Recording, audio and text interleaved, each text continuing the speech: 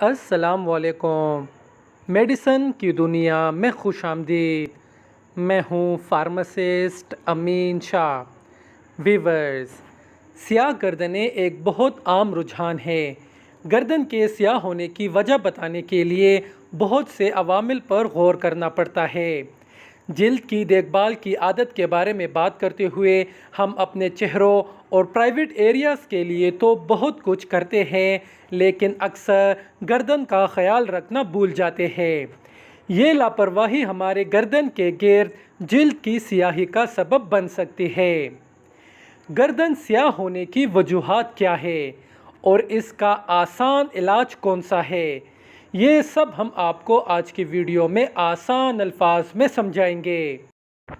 Number 1, dermatitis neglecta. Dermatitis neglecta जिल्द की एक ऐसी हालत है जिसमें बैक्टीरिया, पसीना, तेल, जिल्द के मुर्दा खुलियात और दीगर आलूदगी जिल्द पर ज़्यादा देर तक जमा होते हैं और जिल्द की रंगत ख़राब करने का बाइस बनते हैं। ये ज़्यादातर उस वक्त होता है जब जिल्द को साबुन और पानी से सही तरीके से नहीं धोया जाता। ज़्यादातर लोगों में गर्दन की स्याही इसी वजह से होती है क्योंकि ये इलाके अक्सर सफाई के मामले में नज़रअंदाज किए जाते हैं। नतीजे के तौर पर गर्दन के इर्द गिर्द जिल्द की रंगत ख़राब हो जाती है। Number 2, certain medications.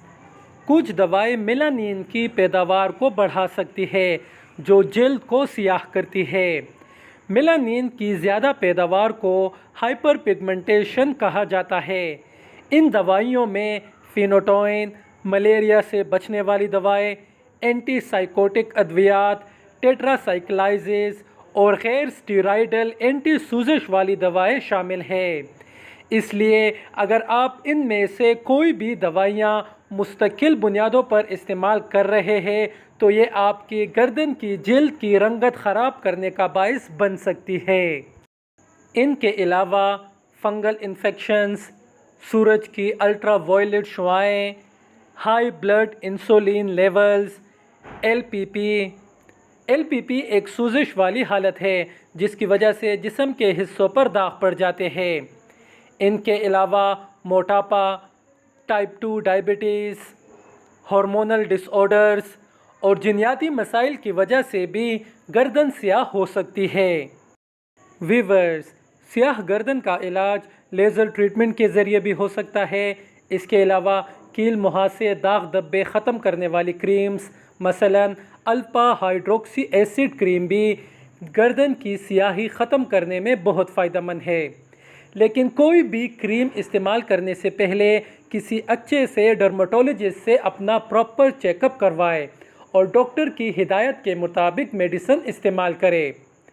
तो दोस्तों, हम उम्मीद करते हैं आपको आज की वीडियो अच्छी और इन्फॉर्मेटिव लगी होगी। इसी तरह मेडिसिन के बारे में, मुख्तलिफ़ बीमारियों के बारे में हमारी मुफीद और मालूमाती वीडियोज़ देखते रहने के लिए हमारे चैनल मेडिसिन की दुनिया को ज़रूर सब्सक्राइब करें। शुक्रिया।